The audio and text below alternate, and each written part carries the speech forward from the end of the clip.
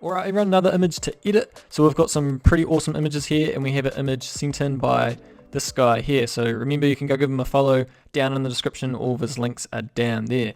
So we can see a really strong orange and teal grade, so quite saturated, and there's no fade in the blacks. So the blacks are kept very dark and the whites are very bright, and they have no fade to them at all. So we're going to be trying to recreate the edit of this image right here.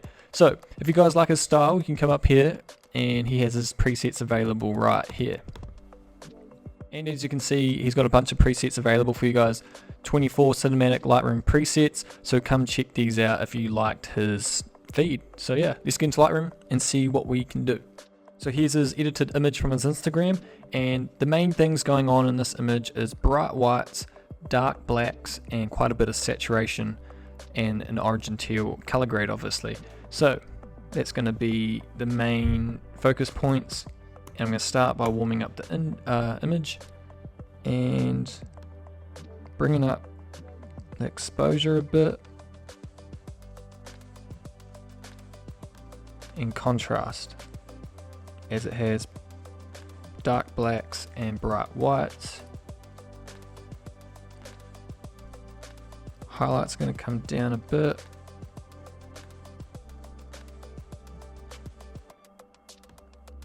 Shadows all the way up. Blacks a little. Take these whites down a tad. So his image is looking very crisp, and that's an indicator that maybe he's used quite a bit of clarity.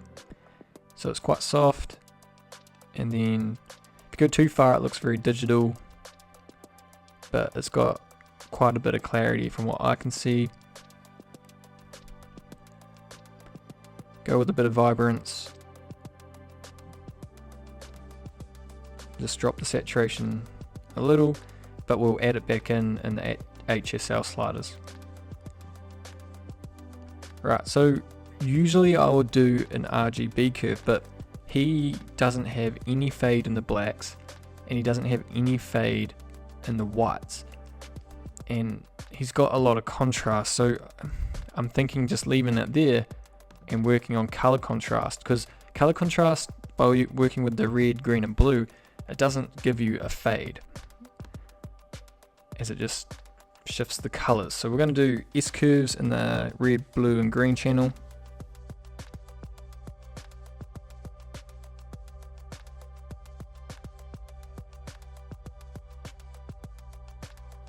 Right, so that's the red, blue and green channel done.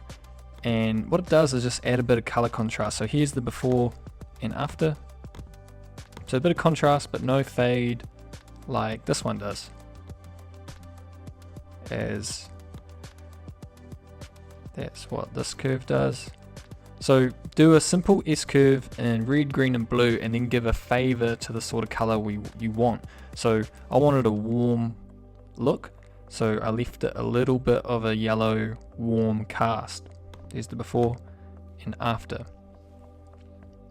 So you'll do that by taking maybe a little bit more blue out of the highlights, for example, than red and green, and then you're left with a nice yellow cast. So there's the before, the curves, after the curves.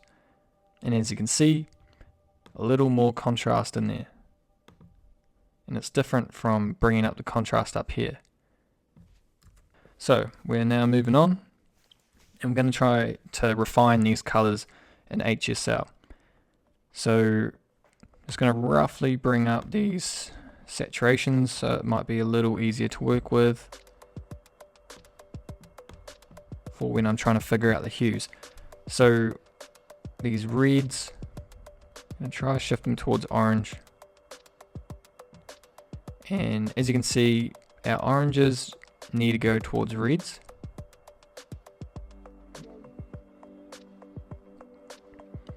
But the main one's going to be our yellows.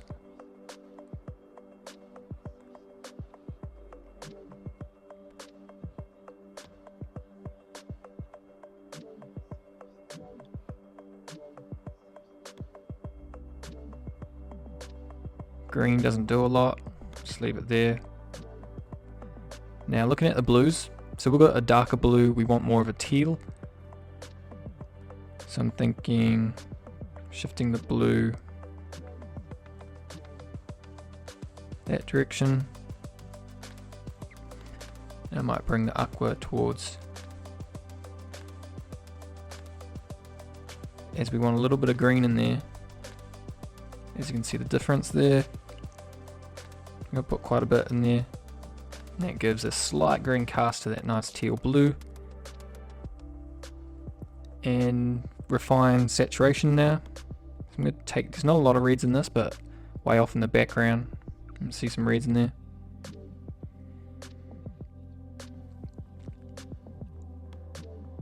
Bring up the oranges a little.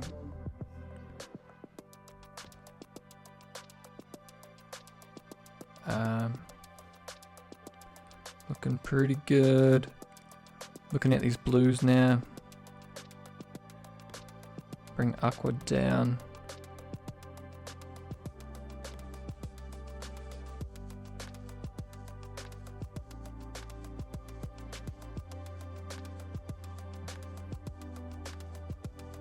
And then luminance will deepen the blues a little. So it's a little like saturating them.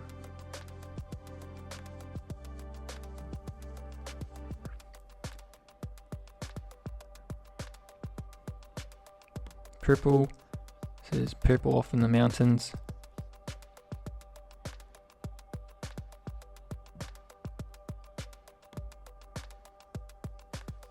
And magenta.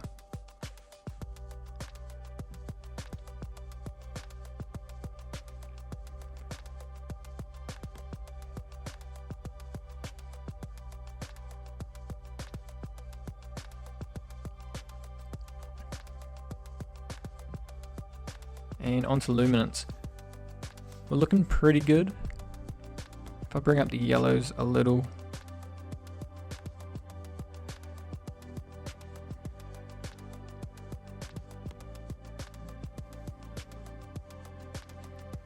No split toning. I think these blacks look pretty good.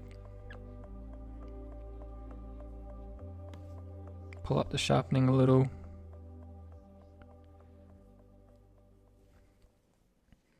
And grain. So there's quite a bit of grain if you look up in the sky. So I'm thinking it's quite big grain. It's pretty hard to tell the difference between size and amount, but after a while you can pick it. So I'm going to leave it about there.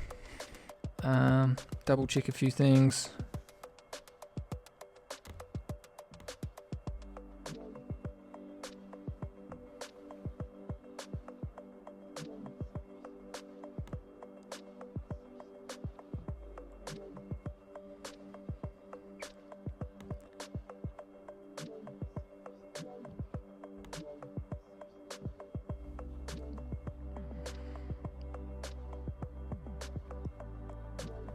I'm gonna bring up this aqua, as I think there's a bit of a so the aquas are in this area here. I think they are lifted. It gives a softening to the sky there. And one thing I can notice is that the bag is a little red. I want it to be a little more orange. So I'm gonna grab the orange slider, bring it a bit back towards the yellow. That's looking pretty good, but now back here is a little yellow. I want it to be a bit deeper. So the yellows aren't affecting the bag, but they are affecting the background. Just going to deepen them to more of an orange. Bit more saturation in there.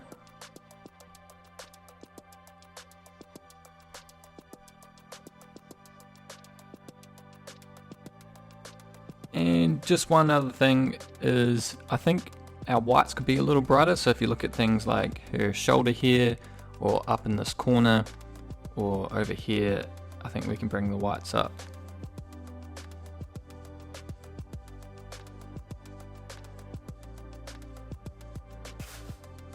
And I just want to create a bit more of a punch to the image. I think our blacks are a little darker and the whole image just has a bit more punch. So I'm going to bring up the contrast, which darkens your blacks, brightens your whites.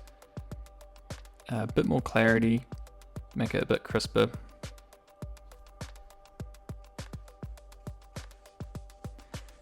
And I'm just going to increase the amount of grain. And I think we're looking pretty good, pretty close. Yeah, I'm just going to leave it there, guys. So you can comment down below who you guys want to see, but make sure that they don't have too many followers. So then I can reach out to them, they can send in the image and I can do a tutorial on them. So yeah, leave a like, leave a comment. You can go give them a follow down in the description, give myself a follow, and I'll be catching you guys in the next one.